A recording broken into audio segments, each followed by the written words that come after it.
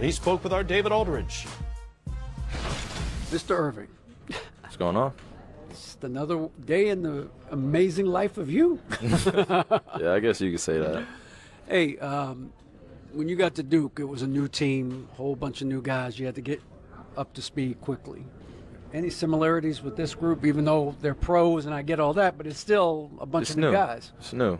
It's new energies you got to get used to, new individuals, new system, organization that has echoed greatness over a countless amount of years, and here I am just being a part of that, and I got to figure it out, and that's the exciting part, is the challenges that we're about to face and the flow of going through an NBA season, of being with guys that you haven't necessarily been with for every single day for the last few years, so it's exciting. What felt stale about Cleveland and what feels fresh about Boston? You said stale? Stale. I wouldn't say it was stale. I mean, we're winning, so that's always the goal at hand, is to win at a very high level, and in that you have to figure out what you really want and what makes sense to you and what feels good. And I was very fortunate that the great organization of Boston traded for me. Turned out to be a hell of a blockbuster trade. It took a few pieces, but that right there is that appreciation is eternal, for them taking a chance on a 25-year-old evolving man that comes from a championship culture.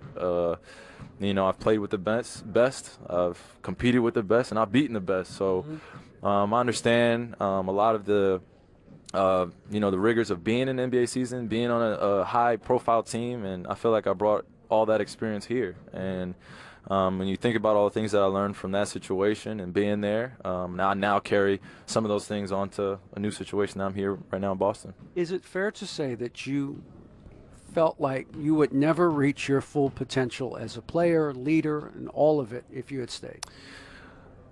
I would say when you have to satisfy that want for more, like, it's an interesting conversation that you have to have with yourself. Yeah. Like, how much more do you want out of what you're in right now? And that was an answer that led to me going to take the bold move of wanting to get traded, especially with 2 years left on my contract. It's unheard of. So it's but to have that understanding and know what I got myself into, and taking that leap of faith with the confidence I have in myself, it was pretty easy. And then, like I said, I got really fortunate to have a situation like this come across, and for Danny to take a chance like that, and the ownership, and now being with new guys, and Boston being in a new phase, a new step in their journey. So it's a lot, but it's fun. So what you talk all the time, and I know LeBron has talked about all the time, is that you have to not skip any steps when you're building a championship team. So what will you bring to this group and this organization from those experiences of not skipping steps?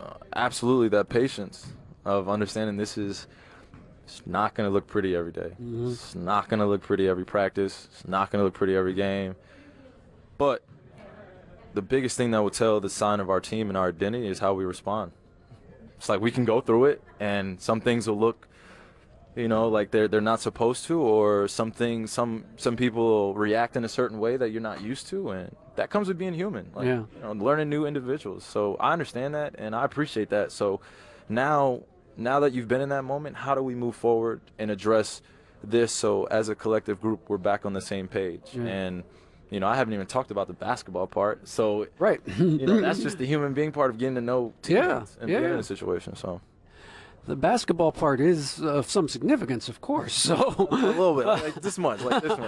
But on the other hand, since you're young in terms of age, but you're a veteran in terms of basketball, and Gordon the same way, can you kind of short circuit that process that normally would take longer because you've been in the league for a while? Never. Yeah, you know that. Never can you shortcut it, ever. Because if you do, then it's almost comparative to going down a highway at 200 miles per hour.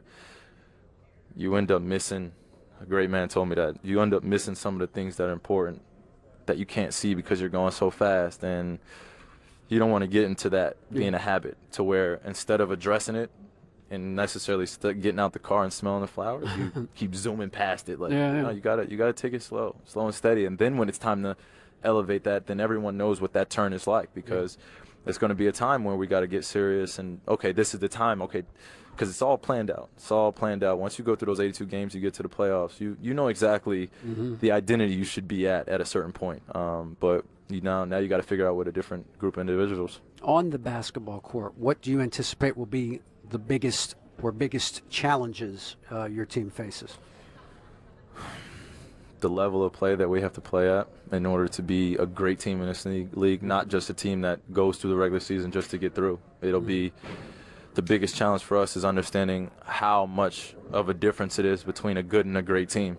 So that'll be the interesting part, and the most challenging part is, we have certain guys that have been through the Eastern Conference Finals, been to the playoffs, and then we also have a few guys that are just coming in, and now we have to make up that ground in a short period of time. So that's the biggest challenge, but also they also have to understand that it's going to be a process. Yeah. Do you think people on the outside will ever understand why you did what you did this summer? What do you mean? Why you asked for a trade? Wait, what do you mean, like to understand? Understand why. Because if you're from the outside, you would go, why would he do that? It's a great situation. He's winning championships. He's in the finals 3 years in a row. Oh, yeah. Wait, like, what are you asking? I'm saying, do you think people will ever understand that? Who aren't you and who aren't on the inside of that decision that you had to make? I mean, yeah, honestly, I don't even care. And I say that not because I understand the effect that it had on people's feelings, but it's just that because